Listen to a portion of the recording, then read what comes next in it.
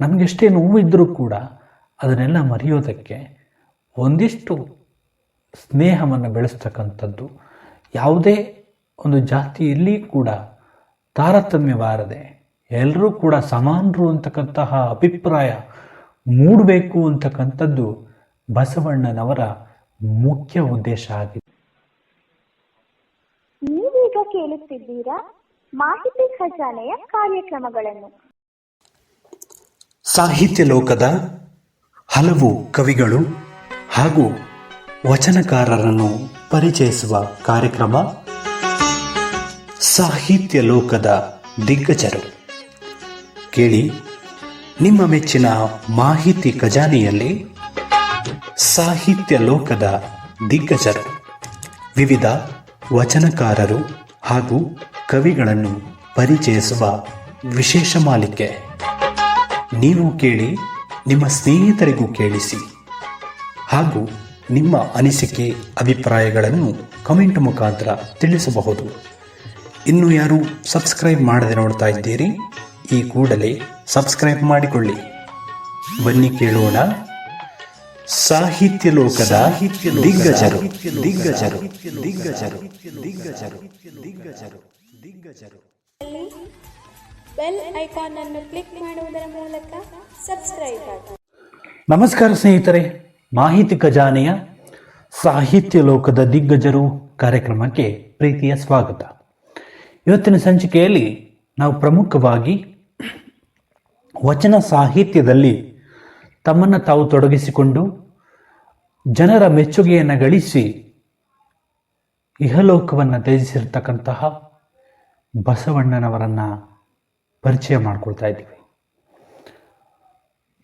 ನಾವು ಈ ಕಾರ್ಯಕ್ರಮವನ್ನು ನಿನ್ನೆನೇ ಪ್ರಸಾರ ಮಾಡಬೇಕಾಗಿತ್ತು. ಕೆಲವೊಂದು ತಾಂತ್ರಿಕ ತೊಂದರೆಗಳಿಂದ ಇವತ್ತು ಈ ಕಾರ್ಯಕ್ರಮವನ್ನು ಪ್ರಸಾರ ಮಾಡ್ತಾ ಇದ್ದೀವಿ. ಸ್ನೇಹಿತರೆ, ಬಸವಣ್ಣ ಅಂದ ತಕ್ಷಣ ತಮ್ಮೆಲ್ಲರಿಗೂ ಮೂಡ್ತಕ್ಕಂಥದ್ದು ಅವರ ಒಂದು ವಚನ ಸಾಹಿತ್ಯದ ಚಳುವಳಿ. ಅವರ ಚಳುವಳಿಗಳು ಎಷ್ಟೋ ಜನರ ಬದುಕಿಗೆ ದಾರಿದೀಪವಾಗಿದೆ. ಇದಿಷ್ಟೇ ಅಲ್ಲದೆ ಎಲ್ಲರಿಗೂ ಕೂಡ ಒಂದು ಮಾರ್ಗದರ್ಶಿ ಸೂತ್ರವಾಗಿ ನಮ್ಮ ಬಸವಣ್ಣ ಅವರು ನಿಂತದ್ದು ತಮ್ಮೆಲ್ಲರಿಗೂ ತಿಳಿದಂತಹ ವಿಷಯ. ಆಗಿನ ಕಾಲದಲ್ಲಿಯೇ ಜಾತೀಯತೆಯನ್ನು ತೊಡೆದು ಹಾಕಬೇಕು, ಎಲ್ಲರೂ ಒಂದೇ ಅಂತಕ್ಕಂತಹ ಸಮಾನವಾದಂತಹ ಭಾವನೆಯನ್ನು ಬೆಳೆಸ್ಕೋಬೇಕು ಅಂತಕ್ಕಂತಹ ಒಂದು ಸಲಹೆಯನ್ನು ನೀಡಿದರೂ ಕೂಡ ಕೆಲವು ಮಂದಿ ಅದನ್ನು ಯಾಕೆ ಸ್ವೀಕರಿಸಲಿಲ್ಲ ಅಂತಕ್ಕಂಥದ್ದು ಅದು ಇವತ್ತಿಗೂ ಕೂಡ ಪ್ರಶ್ನೆಯಾಗಿ ಉಳ್ಕೊಳ್ತಾ ಇದೆ. ಯಾರನ್ನೋ ಹೀಯಾಳಿಸ್ತಕ್ಕಂಥದ್ದು, ಯಾರನ್ನೋ ನೋಯಿಸ್ತಕ್ಕಂಥದ್ದು, ಇವೆಲ್ಲವೂ ಕೂಡ ಕೆಲವರ ಜಾಳಿಯಾಗಿದೆ.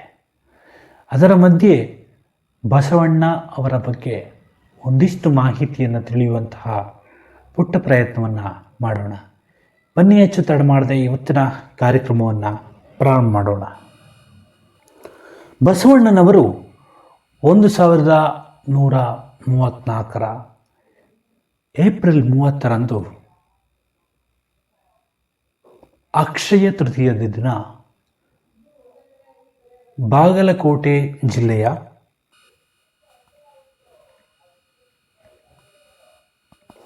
ಇಂಗಳೇಶ್ವರ ಬಾಗೇವಾಡಿಯಲ್ಲಿ ಜನ್ಮ ತಾಳ್ತಾರೆ.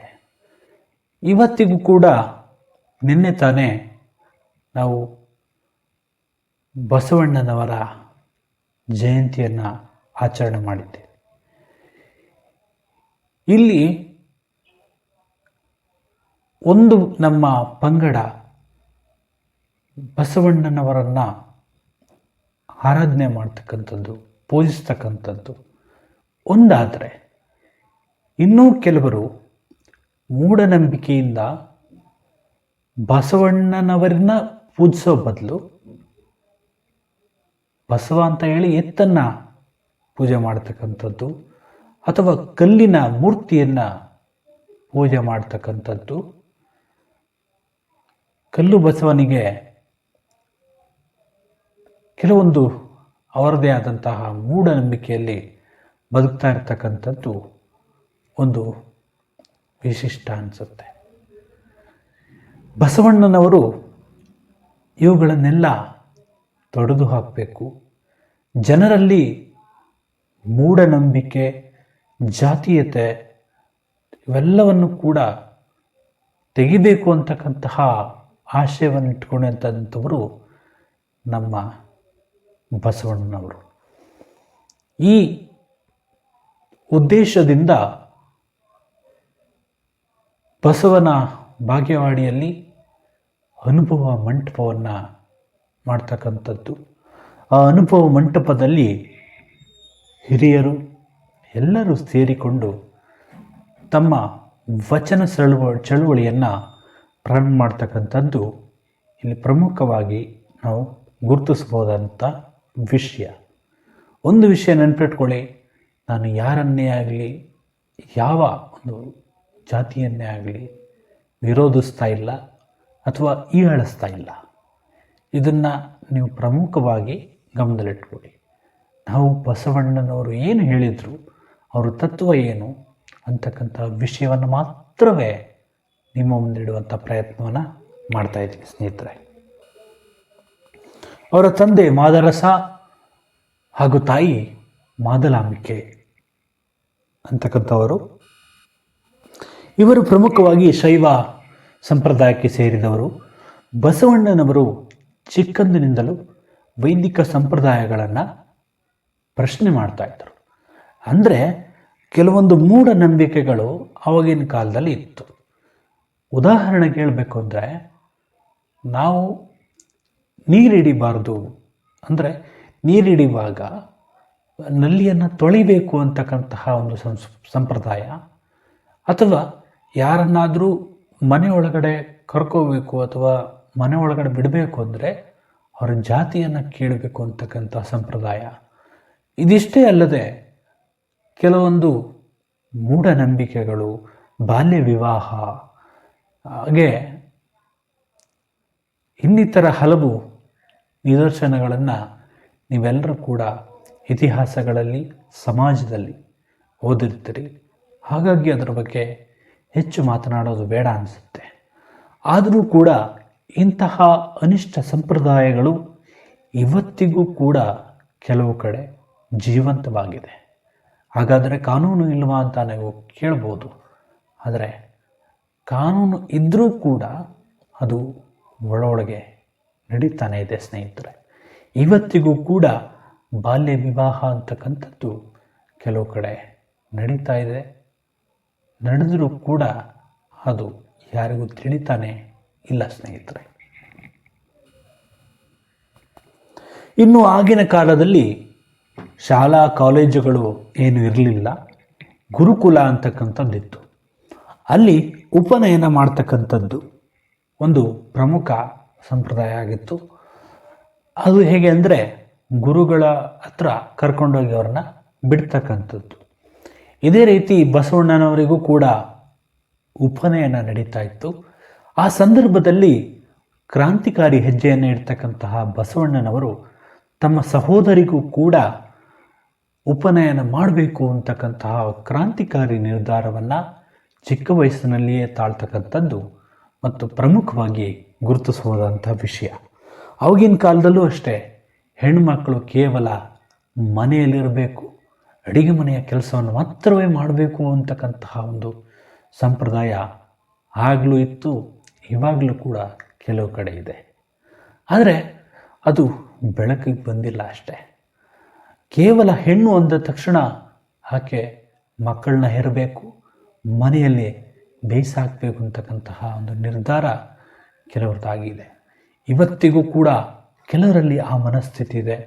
ಅದು ಯಾಕೆ ಏನು ಅಂತ ನನಗಂತೂ ಗೊತ್ತಾಗ್ತಿಲ್ಲ. ಆದರೂ ಕೂಡ ಆಗಿನ ಕಾಲದಲ್ಲಿ ಬಸವಣ್ಣನವರು ಪ್ರಮುಖವಾಗಿ ತಮ್ಮ ಸಹೋದರಿಗೆ ಶಿಕ್ಷಣವನ್ನು ಕೊಡಿಸಬೇಕು ಅಂತಕ್ಕಂತಹ ಒಂದು ನಿರ್ಧಾರವನ್ನು ತಾಳ್ತಾರೆ. ಅದರ ಒಂದು ಕ್ರಾಂತಿಕಾರಿ ನಿರ್ಧಾರವನ್ನು ಅವರು ತಾಳ್ತಕ್ಕಂಥದ್ದು. ಅಂದರೆ ಹೆಣ್ಣು ಮಕ್ಕಳಿಗೆ ಯಾಕೆ ಶಿಕ್ಷಣ ಕೊಡಬಾರ್ದು ಅಂತಕ್ಕಂತಹ ಪ್ರಶ್ನೆ ನಮ್ಮ ಬಸವಣ್ಣನವರದಾಗಿತ್ತು. ಬಸವಣ್ಣನವರು ಸುಮಾರು 12 ವರ್ಷಗಳ ಕಾಲ ಕೂಡಲ ಸಂಗಮದಲ್ಲಿ ಅಧ್ಯಯನ ಮಾಡ್ತಕ್ಕಂಥದ್ದನ್ನು ನಾವು ಪ್ರಮುಖವಾಗಿ ಗುರುತಿಸ್ತೇವೆ. ಇಲ್ಲಿ ಅವರು ಪ್ರಮುಖವಾಗಿ ಲಕುಲೇಶ, ಶೈವಪಥ, ಇನ್ನಿತರ ಹಲವು ಸಂಪ್ರದಾಯಗಳ ಬಗ್ಗೆ ಪ್ರಮುಖವಾಗಿ ಅಧ್ಯಯನ ನಡೆಸ್ತಕ್ಕಂಥದ್ದನ್ನು ನಾವು ಪ್ರಮುಖವಾಗಿ ಗುರುತಿಸ್ತೇವೆ. ಇಲ್ಲಿ ಆಗಿನ ಕಾಲದಲ್ಲಿ ಇವಾಗಿನ ಥರ ಶಿಕ್ಷಣ ಅಂತಕ್ಕಂಥದ್ದು ಸಮ ಪ್ರಮಾಣದಲ್ಲಿ ಸಿಗ್ತಿರಲಿಲ್ಲ. ಯಾವುದೋ ಒಂದು ವಿಷಯಕ್ಕೆ ಸಂಬಂಧಪಟ್ಟಂತೆ ಶಿಕ್ಷಣವನ್ನು ಮಾಡಬಹುದಾಗಿತ್ತು. ಹಾಗೆ ನಮ್ಮ ಬಸವಣ್ಣ ಅವರು ಕೂಡಲ ಸಂಗಮದಲ್ಲಿ ತಮ್ಮದೇ ಆದಂತಹ ವೈದಿಕ ಅಂದರೆ ದೈವ ಶಕ್ತಿಗಳ ಬಗ್ಗೆ ಅಥವಾ ದೈವಿ ಅಂಶಗಳ ಬಗ್ಗೆ ಇಲ್ಲಿ ಪ್ರಮುಖವಾಗಿ ಅಧ್ಯಯನ ನಡೆಸ್ತಕ್ಕಂಥದ್ದು ನಾವೆಲ್ಲ ಪ್ರಮುಖವಾಗಿ ಗುರುತಿಸಬಹುದಂಥ ವಿಷಯವಾಗಿದೆ. ನಂತರದಲ್ಲಿ ಬಸವಣ್ಣ ಅವರು ಕಲ್ಯಾಣಕ್ಕೆ ಪಯಣ ಮಾಡ್ತಾರೆ. ಅಲ್ಲಿ ಬಿಜ್ಜಳನ ಆಸ್ಥಾನದಲ್ಲಿ ಮಂತ್ರಿಯಾಗಿ ಕಾರ್ಯನಿರ್ವಹಿಸ್ತಕ್ಕಂಥದ್ದು ನಾವು ಪ್ರಮುಖವಾಗಿ ಗುರುತಿಸಬೇಕಾದಂತಹ ವಿಷಯವಾಗಿದೆ. ಇಲ್ಲಿ ಅವರು ಬಿಜ್ಜಳನಿಗೆ ಪ್ರಾಮಾಣಿಕರಾಗಿ ಕೆಲಸ ಮಾಡ್ತಾಯಿದ್ರು. ಅಷ್ಟೇ ಅಲ್ಲದೆ ಬಿಜ್ಜಳನ ಆಪ್ತರಾಗಿ ಕೂಡ ಕೊನೆಗೆ ಅವರು ಉನ್ನತ ಹುದ್ದೆಗೆ ಏರತಕ್ಕಂಥದ್ದು, ಖಜಾಂಚಿಯಾಗಿ ಬಡ್ತಿಯನ್ನು ಪಡೆದುಕೊಳ್ತಕ್ಕಂಥದ್ದು ನಾವಿಲ್ಲಿ ಪ್ರಮುಖವಾಗಿ ಗುರುತಿಸ್ಬೋದಂಥ ವಿಷಯವಾಗಿದೆ. ನಂತರದಲ್ಲಿ ಬಸವಣ್ಣನವರು ಕೂಡಲ ಸಂಗಮದಲ್ಲಿ ಅನುಭವ ಮಂಟಪದ ಸ್ಥಾಪನೆಯನ್ನು ಮಾಡಿದ್ರು.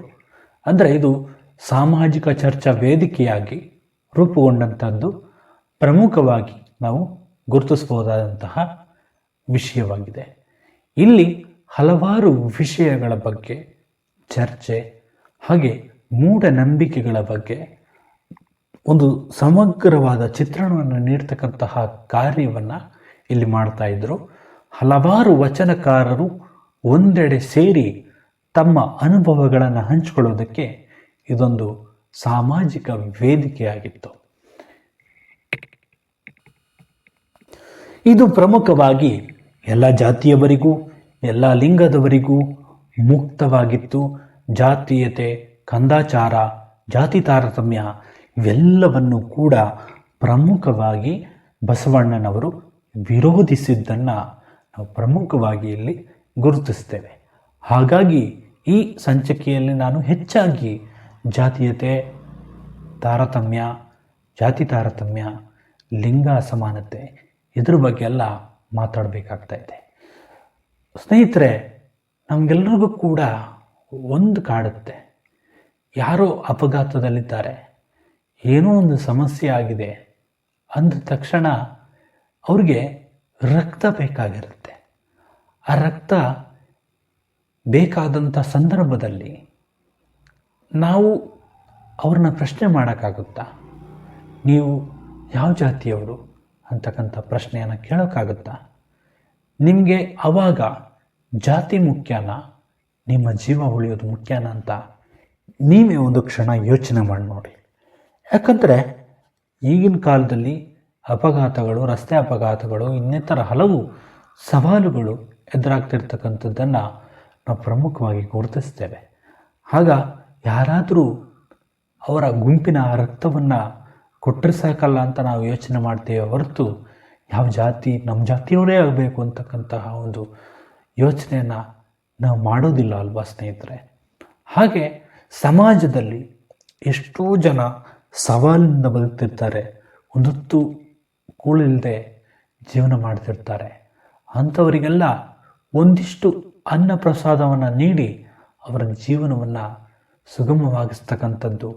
ಇಷ್ಟನ್ನು ಮಾಡಿದರೆ ದೈವ ಮೆಚ್ತಾನೆ ಅಥವಾ ನಿಮ್ಮ ಜಾತಿ ಅಂತಕ್ಕಂಥದ್ದು ಏನಿದೆ ಅದು ಸುಧಾರಣೆ ಆಗುತ್ತೆ ಅಂತ ನನಗನ್ನಿಸುತ್ತೆ.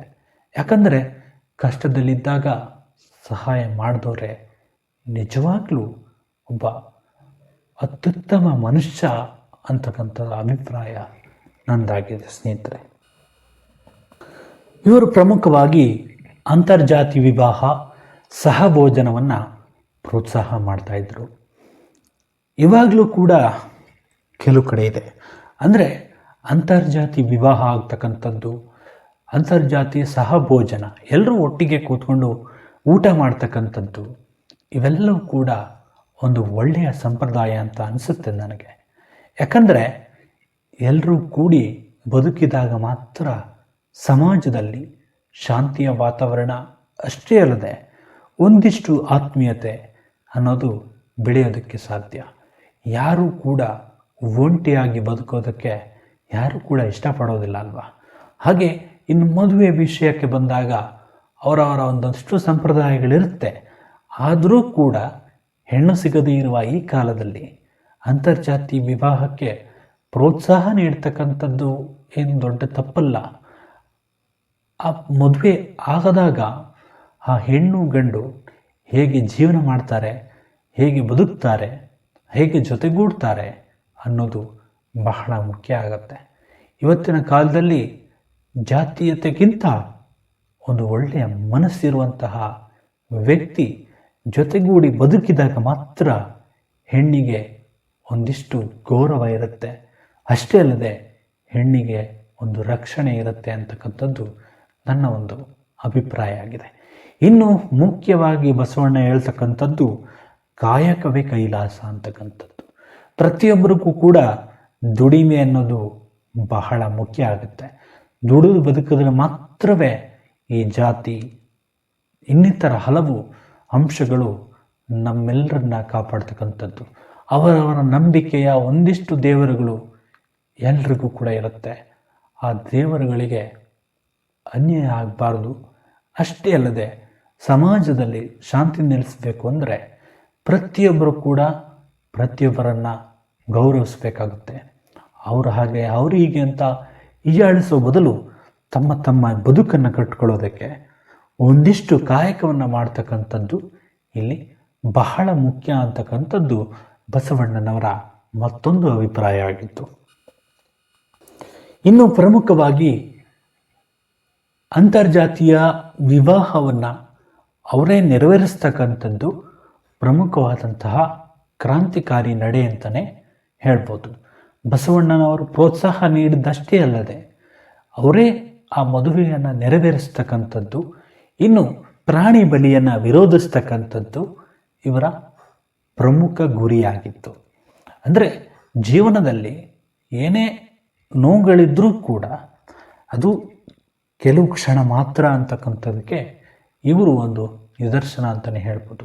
ನಮಗೆಷ್ಟೇ ನೋವಿದ್ದರೂ ಕೂಡ ಅದನ್ನೆಲ್ಲ ಮರೆಯೋದಕ್ಕೆ ಒಂದಿಷ್ಟು ಸ್ನೇಹವನ್ನು ಬೆಳೆಸ್ತಕ್ಕಂಥದ್ದು, ಯಾವುದೇ ಒಂದು ಜಾತಿಯಲ್ಲಿ ಕೂಡ ತಾರತಮ್ಯವಾರದೆ ಎಲ್ಲರೂ ಕೂಡ ಸಮಾನರು ಅಂತಕ್ಕಂತಹ ಅಭಿಪ್ರಾಯ ಮೂಡಬೇಕು ಅಂತಕ್ಕಂಥದ್ದು ಬಸವಣ್ಣನವರ ಮುಖ್ಯ ಉದ್ದೇಶ ಆಗಿತ್ತು. ಹಾಗೆ ಪ್ರಾಣಿಗಳನ್ನು ಬಲಿ ಕೊಡ್ತಕ್ಕಂಥದ್ದು, ಪ್ರಾಣಿಗಳಿಗೆ ನೋವು ಮಾಡ್ತಕ್ಕಂಥದ್ದು ಅವರಿಗೆ ಸಹಿಸಲಾರದಷ್ಟು ನೋವಾಗಿತ್ತು ಸ್ನೇಹಿತರೆ.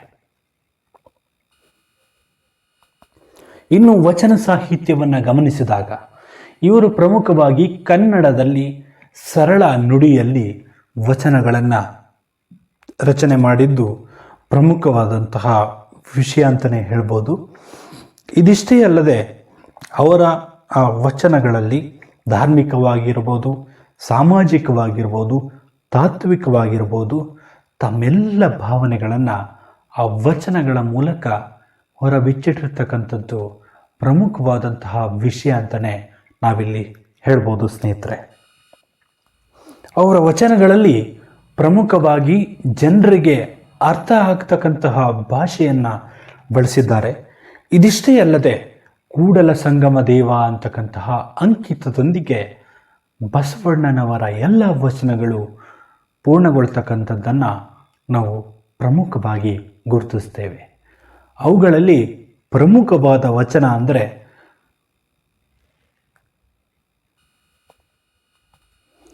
ಹಾಡಿದೊಡೆ ಎನ್ನೊಡೆಯನ ಹಾಡುವೆ, ಬೇಡಿದೊಡೆ ಎನ್ನೊಡೆಯನ ಬೇಡುವೆ ಅಂತಕ್ಕಂತಹ ಈ ವಚನ ಎಷ್ಟು ಅರ್ಥಗರ್ಭಿತ ಅಂತ ನೀವೆಲ್ಲ ಒಂದು ಕ್ಷಣ ಯೋಚನೆ ಮಾಡಿ. ಈ ವಚನಗಳ ಬಗ್ಗೆ ನಾವು ವಿಶ್ಲೇಷಣೆ ಮಾಡ್ತಾ ಹೋದರೆ ಸಾಕಷ್ಟು ಸಮಯವನ್ನು ತೆಗೆದುಕೊಳ್ಳುತ್ತೆ. ಹಾಗಾಗಿ ಮುಂದಿನ ದಿನಗಳಲ್ಲಿ ಇವರ ಒಂದಿಷ್ಟು ವಚನಗಳ ಬಗ್ಗೆ ಒಂದಿಷ್ಟು ವಿಶ್ಲೇಷಣೆಯನ್ನು ನಾನು ನಿಮ್ಮ ಮುಂದೆ ಹೊತ್ತು ತರ್ತೀನಿ ಅಂತಕ್ಕಂತಹ ಭರವಸೆಯನ್ನು ನಿಮಗೆ ನೀಡ್ತಾ ಒಂದಿಷ್ಟು ಮಾಹಿತಿಯನ್ನು ಅವರ ಬಗ್ಗೆ ತಿಳಿಯುವಂಥ ಪ್ರಯತ್ನವನ್ನು ಮಾಡೋಣ.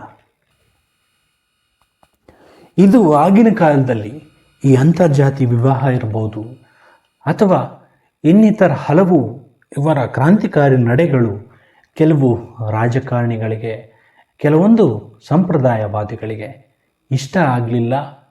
ಹಾಗಾಗಿ ನಮ್ಮ ಬಸವಣ್ಣನವರು ಕೇವಲ ಒಂದು ದಿನದ ಆಚರಣೆಯಾಗಿ ಮಾತ್ರ ಉಳಿದಿದ್ದಾರೆ ಅಂತಕ್ಕಂಥದ್ದು ನನ್ನ ಒಂದು ಅಭಿಪ್ರಾಯ. ಯಾಕೆ ಹೀಗೆ ಹೇಳ್ತಾ ಇದ್ದೀನಿ ಅಂದರೆ, ಬಸವ ಜಯಂತಿ ಬಂದಾಗ ಮಾತ್ರವೇ ನಮಗೆ ಬಸವಣ್ಣನವರು ನೆನಪಾಗ್ತಾರೆ. ಕೆಲವೊಬ್ಬರು ತುಂಬ ಈ ರೀತಿ ಯೋಚನೆ ಮಾಡ್ತಕ್ಕಂಥದ್ದು ಯಾಕೆ ಅಂತಕ್ಕಂಥದ್ದು ನನ್ನದೊಂದು ಪ್ರಶ್ನೆ. ಈಗ ಸಾಮಾಜಿಕ ಮಾಧ್ಯಮದಲ್ಲಿ ಮಾತಾಡುವಾಗಲೂ ಅಷ್ಟೇ, ಆ ಸಾಮಾಜಿಕ ಮಾಧ್ಯಮದಲ್ಲಿ ನಾವು ಹೇಳ್ತಕ್ಕಂತಹ ವಿಷಯಗಳು ಕೆಲವರಿಗೆ ನೋವನ್ನುಂಟು ಮಾಡಬಹುದು. ಹಾಗಾಗಿ ನಾನು ಪ್ರಮುಖವಾಗಿ ಆ ಎಲ್ಲ ಕೇಳುಗರಲ್ಲಿ ಕ್ಷಮೆಯನ್ನು ಯಾಚಿಸ್ತೇನೆ.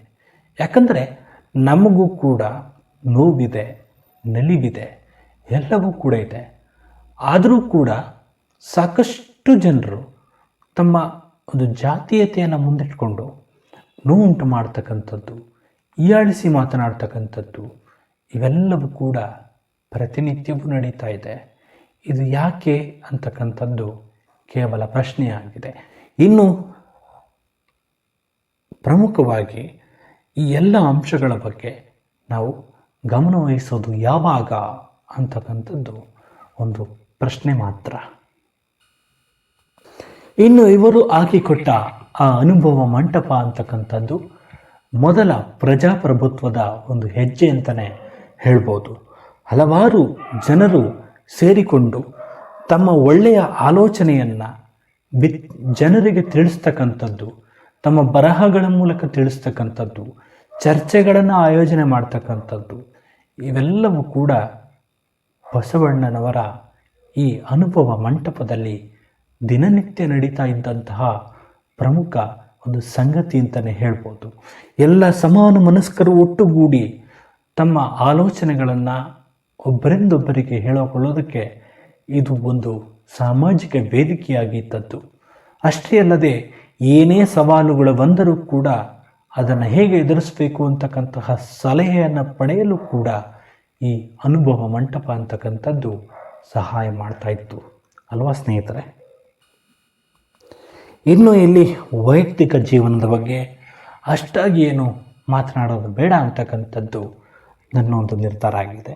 ಯಾಕಂದರೆ ಇಲ್ಲಿ ಇವರು ಪ್ರಮುಖವಾಗಿ ಇಬ್ಬರನ್ನು ವಿವಾಹ ಆಗ್ತಾರೆ, ಅದರ ಬಗ್ಗೆ ಮಾಹಿತಿಯನ್ನು ಬೇಡ. ಆದರೂ ಕೂಡ ಒಂದು ಅಂಶವನ್ನು ನಿಮ್ಮ ಮುಂದೆ ಇಡೋದಕ್ಕೆ ಬಯಸ್ತೀನಿ. ಅದೇನೆಂದರೆ, ಈ ಜಾತೀಯತೆ ಅಂತಕ್ಕಂಥದ್ದನ್ನು ತೊಡೆದು ಹಾಕೋದಕ್ಕೆ ತಮ್ಮ ಕೈಲಾದಷ್ಟು ಪ್ರಯತ್ನವನ್ನು ನಮ್ಮ ಬಸವಣ್ಣನವರು ಮಾಡಿದ್ದಾರೆ. ಅದಕ್ಕೋಸ್ಕರ ತಮ್ಮ ಜೀವನವನ್ನೇ ತ್ಯಾಗ ಮಾಡಿದ್ದಾರೆ. ಆದರೂ ಕೂಡ ಇವತ್ತಿಗೂ ಕೂಡ ಇಂತಹ ಜಾತೀಯತೆ ಅಂತಕ್ಕಂಥದ್ದು ಇವತ್ತಿಗೂ ಕೂಡ ಕೆಲವೊಂದು ಗ್ರಾಮೀಣ ಪ್ರದೇಶಗಳಲ್ಲಿ ಬೇರೂರಿರ್ತಕ್ಕಂಥದ್ದು ಪ್ರಮುಖವಾಗಿ ಗುರುತಿಸಬಹುದಾದಂತಹ ವಿಷಯ. ಇನ್ನು ವೈಯಕ್ತಿಕ ಜೀವನದ ಬಗ್ಗೆ ನಾನು ಅಷ್ಟಾಗಿ ನಿಮಗೆ ಮಾಹಿತಿ ಕೊಡೋದಕ್ಕೆ ಬಯಸೋದಿಲ್ಲ. ಯಾಕಂದರೆ ಕೆಲವೊಂದು ಸಾಮಾಜಿಕ ಒಂದು ಭದ್ರತೆಯಿಂದಾಗಿರ್ಬೋದು ಅಥವಾ ಕೆಲವೊಂದು ವೈಯಕ್ತಿಕ ನಿರ್ಧಾರದಿಂದ ನಾನು ಇದನ್ನು ಸ್ಕಿಪ್ ಮಾಡೋದಕ್ಕೆ ಬಯಸ್ತಾ ಇದ್ದೀನಿ. ನಾಳೆ ದಿನ ನಮಗೂ ಕೂಡ ಸಮಸ್ಯೆ ಆಗಬಾರ್ದಲ್ವ, ಹಾಗಾಗಿ ಈ ವಿಷಯವನ್ನು ಇಲ್ಲಿಗೆ ಸ್ಕಿಪ್ ಮಾಡ್ತಾ ಇದ್ದೀನಿ ಸ್ನೇಹಿತರೆ. ಇನ್ನು ಬಸವಣ್ಣನವರು ಪ್ರಮುಖವಾಗಿ ಕರುಣೆ, ಸಹಾನುಭೂತಿ ಅಂತಕ್ಕಂತಹ ಭಾವನೆ ಇವುಗಳನ್ನು ತಮ್ಮ ವಚನಗಳಲ್ಲಿ ವ್ಯಕ್ತಪಡಿಸಿರ್ತಕ್ಕಂಥದ್ದನ್ನು ಪ್ರಮುಖವಾಗಿ ಗುರುತಿಸ್ತೇವೆ. ಇನ್ನು ತತ್ವಜ್ಞಾನದ ಬಗ್ಗೆ ತಿಳುವಳಿಕೆ, ಅಪಾರವಾದ ಜ್ಞಾನವನ್ನು ತಿಳಿದಂಥವರು. ಇಷ್ಟೇ ಅಲ್ಲದೆ ಸಾಮಾಜಿಕ ನ್ಯಾಯವನ್ನು ಜಾಗೃತಗೊಳಿಸ್ತಕ್ಕಂಥದ್ದು, ಜನರಲ್ಲಿರ್ತಕ್ಕಂತಹ ಮೂಢನಂಬಿಕೆಗಳನ್ನು ಹೋಗಲಾಡಿಸ್ತಕ್ಕಂಥದ್ದು. ಇದಿಷ್ಟೇ ಅಲ್ಲದೆ ಅನುಭವ ಮಂಟಪದ ಸ್ಥಾಪಕರಾಗಿ ಅದರಲ್ಲಿ ಹಲವಾರು ಶಿವಶರಣೆಯರನ್ನು ಜೊತೆಗೂಡಿಸ್ತಕ್ಕಂಥದ್ದು, ಶಿವಶರಣರನ್ನು ಜೊತೆಗೂಡಿಸ್ತಕ್ಕಂಥದ್ದು ಇವೆಲ್ಲವೂ ಕೂಡ ಬಸವಣ್ಣನವರು ನಮ್ಮೆಲ್ಲರಿಗೂ ನೀಡಿದಂತಹ ಒಂದಿಷ್ಟು ತತ್ವ ಅಂತಲೇ ನಾನಾದರೂ ಹೇಳ್ತೀನಿ ಸ್ನೇಹಿತರೆ. ಇನ್ನು ಇವರು ತಮ್ಮ ವಚನಗಳಲ್ಲಿ ತಾವು ಏನು ಹೇಳಬೇಕು ಅದನ್ನೆಲ್ಲ ಹೇಳಿದ್ದಾರೆ. ಅವೆಲ್ಲವನ್ನು ನಾವು ಅರ್ಥ ಮಾಡ್ಕೋಬೇಕು ಅಂದರೆ ಅವರ ವಚನಗಳನ್ನು ನಾವು ಕೇಳಬೇಕಾಗುತ್ತೆ. ಕೇವಲ ಕೇಳೋದಷ್ಟೇ ಅಲ್ಲ, ಅದರಲ್ಲಿರ್ತಕ್ಕಂತಹ ತತ್ವಗಳನ್ನು ಅರ್ಥ ಮಾಡಿಕೊಂಡು ನಾವು ಬದುಕಿದಾಗ ಮಾತ್ರ ಜೀವನದಲ್ಲಿ ಏನನ್ನಾದರೂ ಸಾಧಿಸಲು ಅಷ್ಟೇ ಅಲ್ಲದೆ ಏನು ಮೂಢನಂಬಿಕೆಗಳು ನಮ್ಮಲ್ಲಿದೆ ಅದನ್ನು ತೊಡೆದು ಹಾಕೋದಕ್ಕೆ ಸಾಧ್ಯವಾಗುತ್ತೆ. ಇದಿಷ್ಟೇ ಅಲ್ಲದೆ ಕೆಲವು ಸಾಹಿತ್ಯಗಳು, ಅವರು ನೀಡಿರ್ತಕ್ಕಂತಹ ವಚನಗಳು ಕನ್ನಡದ ಅಮೂಲ್ಯ ರತ್ನಗಳಾಗಿ ಇವತ್ತಿಗೂ ಕೂಡ ಆಕಾಶವಾಣಿಗಳಲ್ಲಿರ್ಬೋದು, ಇನ್ನಿತರ ಹಲವು ಕಾರ್ಯಕ್ರಮಗಳಲ್ಲಿ ಅವರ ವಚನದಿಂದ ಕಾರ್ಯಕ್ರಮ ಪ್ರಾರಂಭವಾಗ್ತಕ್ಕಂಥದ್ದು ಅಥವಾ ಅವರ ವಚನಗಳಿಂದ ಕಾರ್ಯಕ್ರಮ ಮುಕ್ತಾಯವಾಗ್ತಕ್ಕಂಥದ್ದು ಇಲ್ಲಿ ನಾವು ಪ್ರಮುಖವಾಗಿ ಗುರುತಿಸಬಹುದಾದಂತಹ ವಿಷಯವಾಗಿದೆ ಸ್ನೇಹಿತರೆ. ಇವರು ಪ್ರಮುಖವಾಗಿ ವೇದಗಳ ಬಗ್ಗೆ, ಇದಿಷ್ಟೇ ಅಲ್ಲದೆ ಹಲವಾರು ಉಪನಿಷತ್ತುಗಳ ಬಗ್ಗೆ ಅಧ್ಯಯನವನ್ನು ನಡೆಸ್ತಕ್ಕಂಥದ್ದು, ನಡೀತಾ ಇದ್ದಂತಹ ಜಾತಿ ತಾರತಮ್ಯಗಳನ್ನು ವಿರೋಧಿಸ್ತಕ್ಕಂಥದ್ದು, ಇನ್ನೂ ಹಲವು ವಿಷಯಗಳು ಕೆಲವನ್ನು ಇಲ್ಲಿ ನಾವು ಹೇಳಬಾರ್ದು, ಹಾಗಾಗಿ ಅದನ್ನು ಮುಚ್ಚಿಡ್ತಾ ಒಂದಿಷ್ಟು ಅಂಶಗಳನ್ನು ಆಧಾರವಾಗಿ ಇಟ್ಕೊಂಡು ಅವರು ನಡೆಸ್ತಕ್ಕಂತಹ ಹೋರಾಟಗಳು ಇವತ್ತಿಗೂ ಕೂಡ ಜೀವಂತವಾಗಿರ್ತಕ್ಕಂಥದ್ದು ನಾವೆಲ್ಲ ಪ್ರಮುಖವಾಗಿ ಗುರುತಿಸಬಹುದಾದಂತಹ ವಿಷಯವಾಗಿದೆ ಸ್ನೇಹಿತರೆ. ಇನ್ನು ಭಕ್ತಿಯ ವಿಷಯಕ್ಕೆ ಬಂದಾಗ ಎಲ್ರಿಗೂ ಕೂಡ ಸಮಾನವಾದ ಭಕ್ತಿಯನ್ನು ಅಥವಾ ಭೇದ ಭಾವ ಇಲ್ಲದೆ ಎಲ್ರಿಗೂ ಕೂಡ ಸಮಾನವಾದ ಅವಕಾಶವನ್ನು ಅವರವರ ಧಾರ್ಮಿಕತೆಯಲ್ಲಿ ಆಚರಣೆ ಮಾಡೋದಕ್ಕೆ ಅವಕಾಶವನ್ನು ಕಲ್ಪಿಸಿಕೊಡಬೇಕು ಅಂತಕ್ಕಂತಹ ವಿಷಯವನ್ನು ಪ್ರಮುಖವಾಗಿ ಇಲ್ಲಿ ಗುರುತಿಸ್ತಕ್ಕಂಥದ್ದನ್ನು ನಾವು ಪ್ರಮುಖವಾಗಿ ಗಮನಿಸ್ತೇವೆ. ಇದರ ಬಗ್ಗೆ ನಿಮ್ಮೆಲ್ಲರಿಗೂ ಕೂಡ ಈಗಾಗಲೇ ತಿಳಿದಿರುತ್ತೆ, ಹಾಗಾಗಿ ಇನ್ನೂ ಹೆಚ್ಚಾಗಿ ಇಲ್ಲಿ ಮಾತನಾಡ್ತಕ್ಕಂಥ ಅವಶ್ಯಕತೆ ಇಲ್ಲ.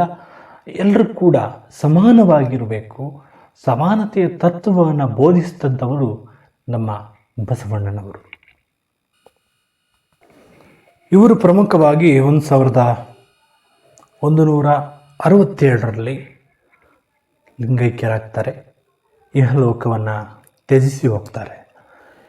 ಇಲ್ಲಿ ಪ್ರಮುಖವಾಗಿ ನಾನು ಹೇಳಬೇಕಾದದ್ದು ಇಷ್ಟೇ, ಯಾರೇ ಆಗಲಿ ಕೇವಲ ಸಾಂಸ್ಕೃತಿಕ ನಾಯಕನನ್ನು ನಾವು ಗೌರವಿಸ್ತಕ್ಕಂಥದ್ದು, ಹಾಗೆ ಬಸವಣ್ಣನವರ ಈ ತತ್ವಗಳನ್ನು ಒಂದಿಷ್ಟು ಜೀವನಕ್ಕೆ ಅಳವಡಿಸಿಕೊಂಡು ಮುಂದುವರೆದಾಗ ಮಾತ್ರ ಸಮಾಜದಲ್ಲಿ ಒಳ್ಳೆಯ ನೀತಿ ನಿಯಮಗಳು, ಇದಿಷ್ಟೇ ಅಲ್ಲದೆ ಎಲ್ಲ ಜಾತಿ ತಾರತಮ್ಯಗಳು ಹೋಗಲಾಡಿಸಬೇಕು. ಸಮಾಜದಲ್ಲಿ ಎಲ್ಲರೂ ಕೂಡ ಒಂದೇ ಅಂತಕ್ಕಂಥ ಭಾವನೆಗಳು ಬೆಳಿಬೇಕು ಅಂದರೆ ಇಲ್ಲಿ ನಡೀತಾ ಇರತಕ್ಕಂತಹ ಪ್ರಸ್ತುತ ವಾತಾವರಣದಲ್ಲಿ ನಡೀತಾ ಇರತಕ್ಕಂತಹ ವಿಷಯಗಳೆಲ್ಲವೂ ಕೂಡ ಶಾಂತವಾಗಬೇಕಾಗಿದೆ. ನಿಮ್ಮೆಲ್ಲರಿಗೂ ಕೂಡ ಗೊತ್ತಿದೆ ಅದೇನು ವಿಷಯ ಅಂತ, ಹಾಗಾಗಿ ಅದನ್ನು ಹೆಚ್ಚಾಗಿ ಮಾತನಾಡೋದು ಬೇಡ. ಆದರೂ ಕೂಡ ನಮ್ಮ ನಡುವೆ ಇರ್ತಕ್ಕಂತಹ ಕಂದಕಗಳನ್ನು ದಾಟಿ ನಾವೆಲ್ಲರೂ ಕೂಡ ಸಮಾನರು, ನಾವೆಲ್ಲರೂ ಕೂಡ ಒಂದೇ ಅಂತಕ್ಕಂತಹ ಭಾವನೆಯನ್ನು ಬೆಳೆಸಿಕೊಂಡು ಬಸವಣ್ಣನವರ ತತ್ವಗಳನ್ನು ಓದಿ ಅರ್ಥೈಸಿಕೊಳ್ಳೋದ್ರ ಜೊತೆಗೆ ಅವರು ನೀಡಿದಂತಹ ಕೆಲವು ಸಂದೇಶಗಳನ್ನು ಪಾಲಿಸ್ತಾ ಮುಂದೆ ಸಾಗೋಣ ಅಂತ ಹೇಳ್ತಾ, ಇನ್ನೂ ಯಾರು ಸಬ್ಸ್ಕ್ರೈಬ್ ಮಾಡದೆ ನೋಡ್ತಾ ಇದ್ದೀರಿ ಈ ಕೂಡಲೇ ಸಬ್ಸ್ಕ್ರೈಬ್ ಮಾಡ್ಕೊಳ್ಳಿ. ಇದಿಷ್ಟೇ ಅಲ್ಲದೆ ನಿಮ್ಮೆಲ್ಲ ಸ್ನೇಹಿತರ ಜೊತೆ ಈ ಸಂಚಿಕೆಯನ್ನು ಹಂಚ್ಕೊಳ್ಳಿ. ಹಾಗೆ ಕರೆಂಟ್ ಸೆಟ್ಟಿಂಗಲ್ಲಿ ಆಲ್ ಅಂತ ಸೆಲೆಕ್ಟ್ ಮಾಡ್ಕೊಳ್ಳಿ. ಆವಾಗ ಮಾತ್ರ ನಾವು ಅಪ್ಲೋಡ್ ಮಾಡೋ ಎಲ್ಲ ವಿಡಿಯೋ ನೋಟಿಫಿಕೇಷನ್ ನಿಮಗೆ ಮೊದಲು ಸಿಗುತ್ತೆ ಅಂತ ಹೇಳ್ತಾ, ಮತ್ತೆ ಮುಂದಿನ ಕಾರ್ಯಕ್ರಮದಲ್ಲಿ ಮತ್ತಷ್ಟು ವಿಶೇಷತೆಯೊಂದಿಗೆ ನಿಮ್ಮನ್ನು ಭೇಟಿಯಾಗ್ತೀನಿ ಅಂತ ಹೇಳ್ತಾ, ಎಲ್ರಿಗೂ ಒಳ್ಳೆಯದಾಗಲಿ, ನನ್ನಿಂದ ಶುರುವಾಗಲಿ. ನಮಸ್ಕಾರ. ಅದಕ್ಕೂ ಮೊದಲು ಯಾರಿಗಾದರೂ ಮನಸ್ಸಿಗೆ ಬೇಸರ ಅನಿಸಿದ್ರೆ ಅಥವಾ ನಾನು ಹೇಳಿದಂಥ ಮಾತುಗಳಲ್ಲಿ ತಪ್ಪಾಗಿದ್ದರೆ ದಯವಿಟ್ಟು ಕ್ಷಮೆಯನ್ನು ಯಾಚಿಸ್ತಾ ಈ ಕಾರ್ಯಕ್ರಮವನ್ನು ಮುಗಿಸ್ತಾ ಇದ್ದೀನಿ. ಎಲ್ರಿಗೂ ಒಳ್ಳೆಯದಾಗಲಿ. ನಮಸ್ಕಾರ.